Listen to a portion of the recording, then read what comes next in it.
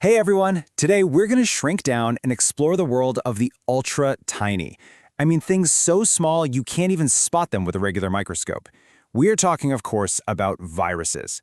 And in the next few minutes, we're going to break down exactly what these mysterious things are and how they operate. So let's just get right to the biggest, weirdest question of all. Are viruses actually alive?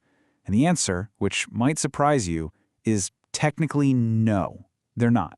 And that's the central puzzle that makes them so fascinating and frankly so dangerous. How can something that isn't even living cause so much chaos?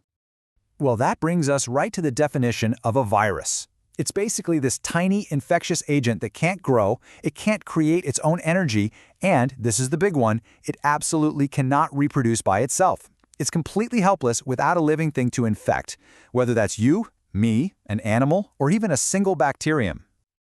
Okay, so let's pop the hood and see how these things are actually built. For all the trouble they cause, their design is almost ridiculously simple. You can think of it as the absolute bare-bones blueprint needed for just one single mission: infection. I mean, seriously, their design is super minimalist. Every single virus is made of just two main parts. First, you've got the genetic material. That's the software, right? Which is either DNA or RNA, and it holds all the instructions. And that's protected by the second part, a protein coat, which we call a capsid. And that's it. That's the whole thing. Simple, efficient, and built for a purpose. This is why the absolute best way to think about a virus is like a biological USB stick. If it's just sitting there on a table, it does nothing. It's totally inert. But the second you plug that USB stick into a compatible computer, or in this case, a host cell, well, that's when its dangerous software starts to run. And that leads us to the main event, the hijack. This is where the action happens. It's the moment the virus goes from being this lifeless little particle to a full-on replication machine, all by taking over somebody else's factory. The strategy is just brilliant. A virus doesn't bother building its own factory. Why would it? It's so much easier to just break into one that's already up and running perfectly, your cells, and force all the workers and all the machinery to stop what they're doing and start cranking out its product instead: more viruses. So here's how that hijack goes down step by step. First, the virus physically attaches to the outside of a healthy host cell. Then, it injects its genetic software inside. Immediately, that software takes over and starts giving orders. It forces the cell to start making thousands and thousands of new virus copies. And finally, once the cell is packed full, all those new viruses burst out, destroying the cell in the process and moving on to infect countless others. And this exact hijack and replicate playbook is used by viruses you've definitely heard of and probably experienced. The common cold, the flu, chickenpox, they all operate using this exact same method. They just happen to target different types of cells inside your body.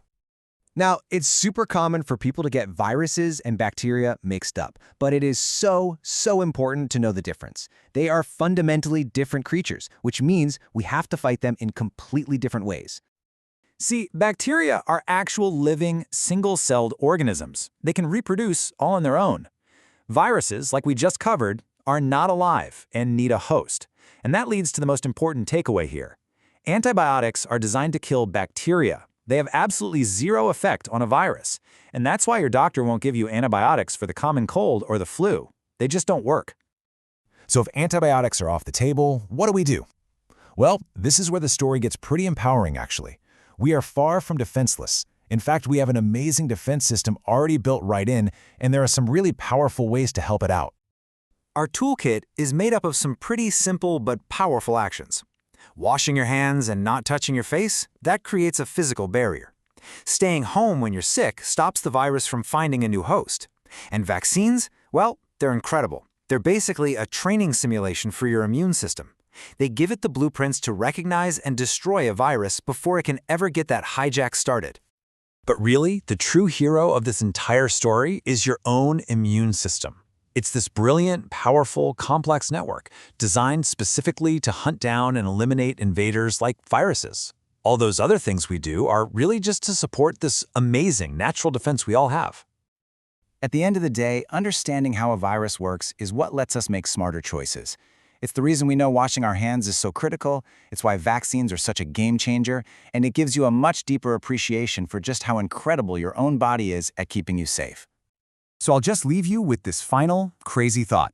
If a virus is just this lifeless piece of code that can't do a single thing on its own, how has it become one of the most successful and persistent things on planet Earth, surviving for millions and millions of years? It's really a testament to a brutally simple and brutally effective design.